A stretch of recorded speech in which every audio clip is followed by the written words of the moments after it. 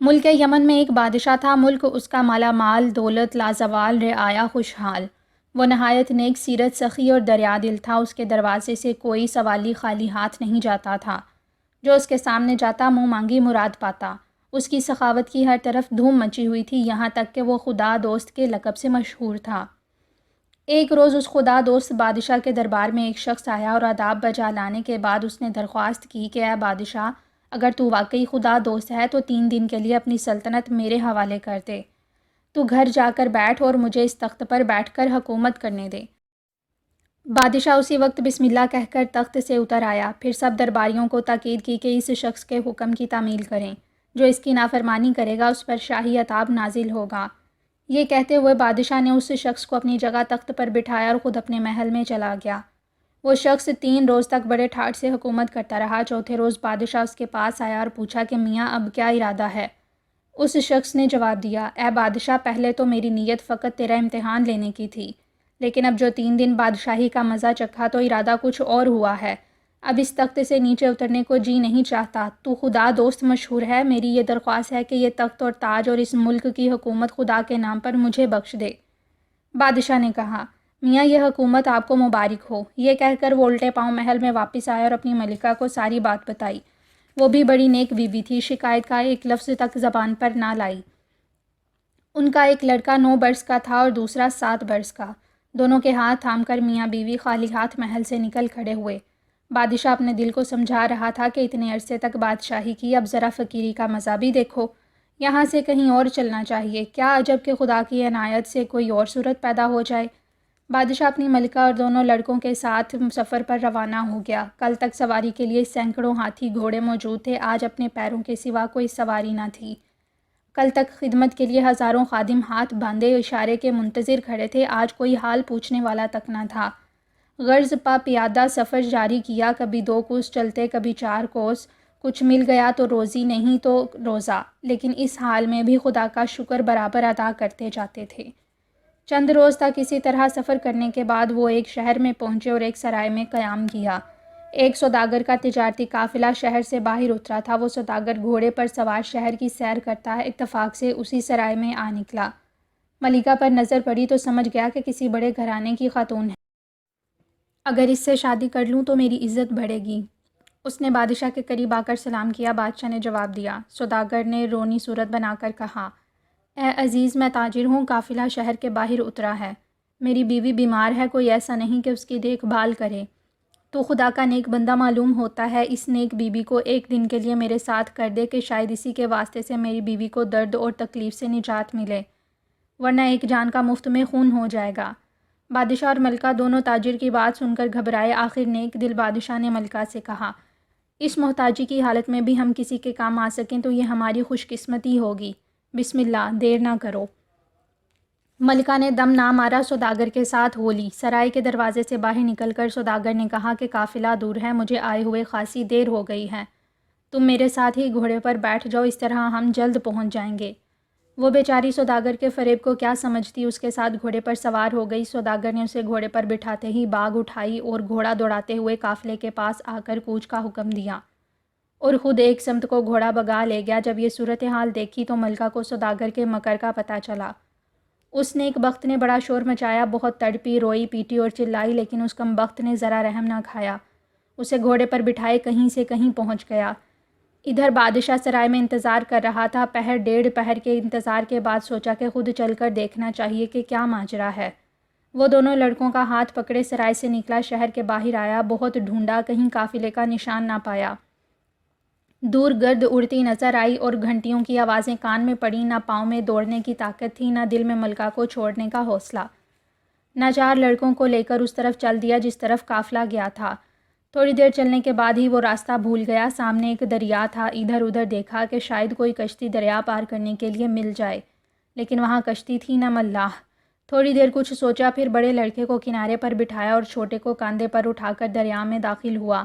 ارادہ یہ کیا تھا کہ پہلے چھوٹے لڑکے کو دریا کے پار اتارے اور پھر واپس آ کر بڑے لڑکے کو لے، لیکن بندہ کچھ سوچتا ہے اور ہوتا کچھ ہے۔ بادشاہ چھوٹے لڑکے کو کاندھے پر اٹھائے بڑی مشکل سے ابھی دریا کے درمیان میں پہنچا تھا کہ بڑے لڑکے کو ایک بھیڑیا اٹھا کر لے چلا۔ اس نے چیخ ماری۔ بادشاہ اس کی آواز سن کر گھبرایا اور کنارے کی طرف جو دیکھنے لگا تو گھبراہٹ کی وجہ سے کندھے کا لڑکا بھی پانی میں گر پڑا۔ اس سے وہ اور پریشان ہو گیا اور خود بھی غوطے کھانے لگا، لیکن زندگی باقی تھی۔ جیسے تیسے کر کے کنارے پر پہنچا۔ دل میں یہی سمجھا کہ بڑے لڑکے کو بھیڑیا لے گیا اور چھوٹا دریا میں ڈوب گیا۔ پہلے تو سلطنت ہاتھ سے دی، پھر ملکہ چھن گئی اور اب دونوں لڑکے بھی اس سے بچھڑ گئے۔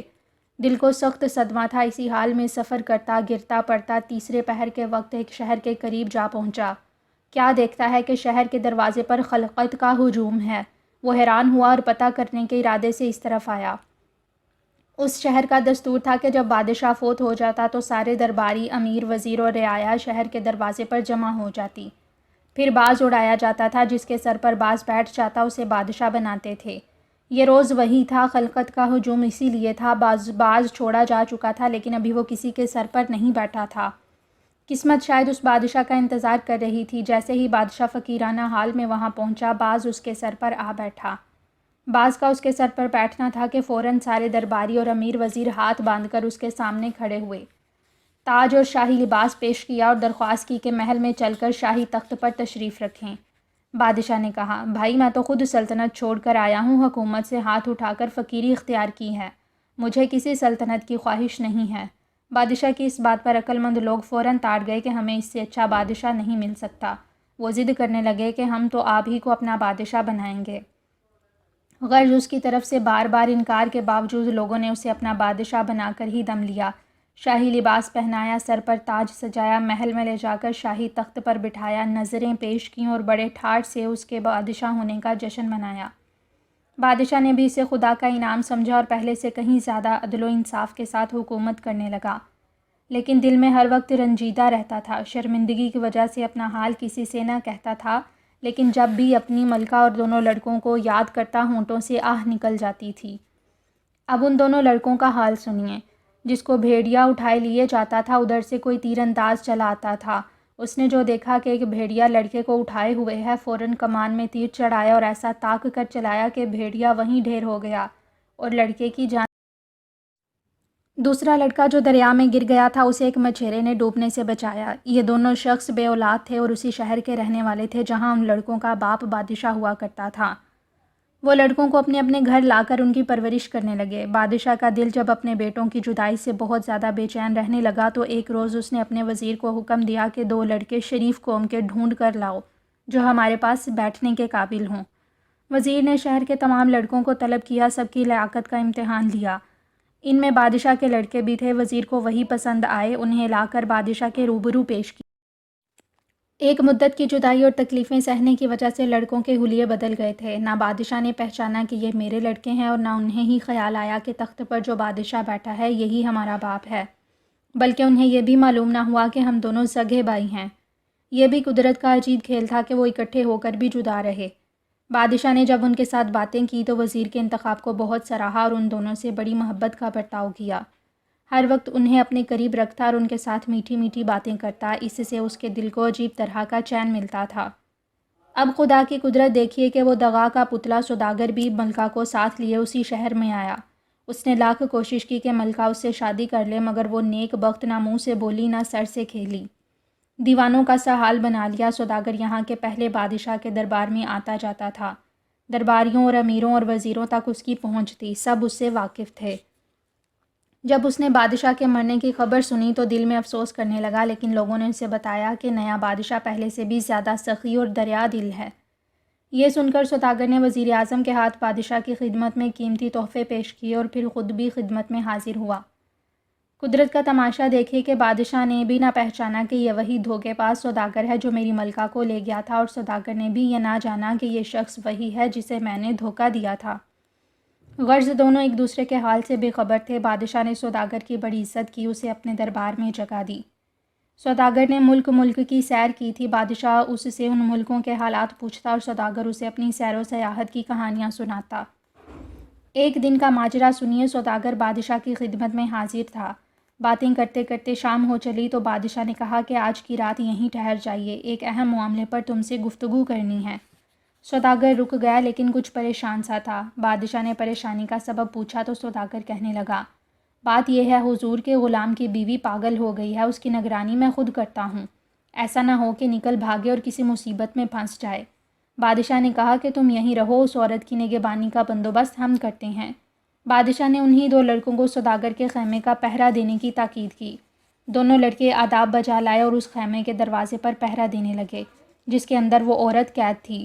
رات جب آدھی گزری تو چھوٹے لڑکے کو نیند آنے لگی۔ بڑے نے کہا سونا مناسب نہیں، ایسا نہ ہو کہ کوئی سویا ہوا فتنہ جاگے، خیمے سے کوئی نکل بھاگے۔ اس پر چھوٹے نے کہا کہ کوئی ایسی کہانی سناؤ جسے سن کر نیند اچاٹ ہو جائے۔ یہ سن کر بڑے نے جواب دیا کہ میں اپنی ہی آپ بیتی سناتا ہوں، اگر غور سے سنو گے تو نیند تو کیا کئی روز تک بھوک پیاس بھی پاس نہ آئے گی۔ یہ کہہ کر اس نے یوں کہنا شروع کیا، اے بھائی، میں یمن کے بادشاہ کا بیٹا ہوں۔ میرے باپ نے سلطنت خدا کے نام پر ایک شخص کو دے دی تھی اور پھر مجھے، میری ماں اور ایک چھوٹے بھائی کو ساتھ لے کر سفر پر روانہ ہوا تھا۔ راستے میں ایک سوداگر دھوکہ دے کر ہماری ماں کو لے گیا۔ ہم دونوں بھائی ساتھ رہے۔ آگے چل کر دریا ملا، ناؤ بیڑا کچھ نہ تھا۔ بادشاہ نے مجھے کنارے پر بٹھایا اور چھوٹے کو کندھے پر اٹھا کر دریا پار لے چلا۔ ابھی وہ دریا کے درمیان میں ہی تھا کہ مجھے بھیڑیے نے آ دبوچا۔ میرے چیخنے چلانے سے بادشاہ بدحواس ہوا۔ چھوٹا بھائی اس کے کندھے سے دریا میں گر پڑا۔ اس کے بعد کیا ہوا مجھے کچھ معلوم نہیں۔ مجھے ایک تیر انداز نے بھیڑیے سے چھڑایا۔ اب قسمت اس بادشاہ کے پاس لائی ہے۔ دوسرا لڑکا فوراً اس سے لپٹ گیا اور کہنے لگا، بھائی جان، دریا میں گرنے والا میں تھا، مجھے ایک مچھیرے نے ڈوبنے سے بچایا تھا۔ پھر تو دونوں بھائی گلے مل کر ایسے روئے کہ وہ عورت چونک پڑی، پردے کے پاس آ کر حال پوچھنے لگی۔ انہوں نے پچھلے سارے واقعات بیان کیے۔ عورت خیمے کا پردہ الٹ کر میرے لال کہتے ہوئے لڑکوں سے لپٹ گئی اور کہا کہ میں اب تک سوداگر کی قید میں ہوں۔ دونوں لڑکے ماں ماں پکارتے ہوئے اس کے قدموں میں گر گئے۔ دونوں بھائیوں نے اسی وقت یہ خبر بادشاہ کی خدمت میں پہنچائی۔ گو بادشاہ کو ابھی یہ معلوم نہ تھا کہ سوداگر کی قید میں جو عورت ہے وہ میری اپنی بیوی ہے، لیکن جب یہ معلوم ہوا کہ وہ عورت ان دونوں لڑکوں کی ماں ہے تو انصاف کے جذبے سے چاہا کہ سارے معاملے کی تحقیق کر کے دودھ کا دودھ اور پانی کا پانی کر دے۔ اسی وقت عورت کے لیے سواری بھیجی اور اپنے پاس بلایا۔ وہ آئی تو ماجرا کہنے کی نوبت ہی نہ آئی۔ بادشاہ کو دیکھتے ہی اپنے سرتاج کو پہچان گئی اور اس کے قدموں میں گر گئی۔ اس کے ساتھ ہی دونوں بھائی بھی آگے بڑھے اور ابا جان کہتے ہوئے بادشاہ کے قدموں میں گر گئے۔ بادشاہ ایک مدت سے ان کی جدائی کی آگ میں جل رہا تھا۔ بے اختیار انہیں اپنے سینے سے لگا لیا اور اس طرح یہ ایک مدت کے بچھڑے ہوئے پھر مل گئے۔ سوداگر نے جب یہ ماجرا دیکھا تو وہاں سے بھاگ جانا چاہا، لیکن بادشاہ کے سپاہیوں نے اسے بھاگنے کی مہلت نہ دی اور گرفتار کر کے قید میں ڈال دیا۔ اگلے دن بادشاہ نے اس کا تمام مال اسباب ضبط کیا اور اسے پھانسی پر لٹکا دیا۔ اب پچھلے کا حال سنیے۔ یمن میں اس شخص نے بادشاہ بن کر تباہی مچا رکھی تھی۔ ظلم و ستم اس کا معمول بن گیا تھا۔ ہر وقت لوٹ کھسوٹ سے کام رہتا تھا۔ رعایا دکھی تھی اور سرکاری ملازم تنگ، چھوٹے بڑے سب ہر وقت پریشان اور خوف زدہ رہتے تھے، دن رات ہزاروں رنج سہتے تھے۔ امیر، وزیر، درباری سب اس فکر میں تھے کہ کسی طرح اپنے بادشاہ کا پتہ پائیں تو اس ظالم کو ہٹا کر دوبارہ اسے بادشاہ بنائیں۔ جب یمن میں یہ خبر پہنچی کہ ان کا بادشاہ اب ایک نئی سلطنت کا بادشاہ بن گیا ہے تو یمن کے وزیر نے اس ظالم بادشاہ کو زہر دے کر ہلاک کیا اور اس طرح اس کے ظلم کا قصہ پاک کیا۔ پھر رعایا اور اہل دربار کی طرف سے واپسی کی درخواست لے کر اپنے بادشاہ کی خدمت میں حاضر۔ بادشاہ کے دل میں بھی وطن کی محبت نے جوش مارا۔ وہ واپس یمن آیا اور آ کر وہاں کا سارا انتظام درست کیا۔ وہ سال کا کچھ حصہ یمن میں گزارتا اور کچھ حصہ دوسری سلطنت میں۔ اس طرح دونوں جگہوں کی حکومت اس کے قبضے میں رہی اور وہ دونوں جگہ آخر دم تک عدل و انصاف سے حکومت کرتا رہا۔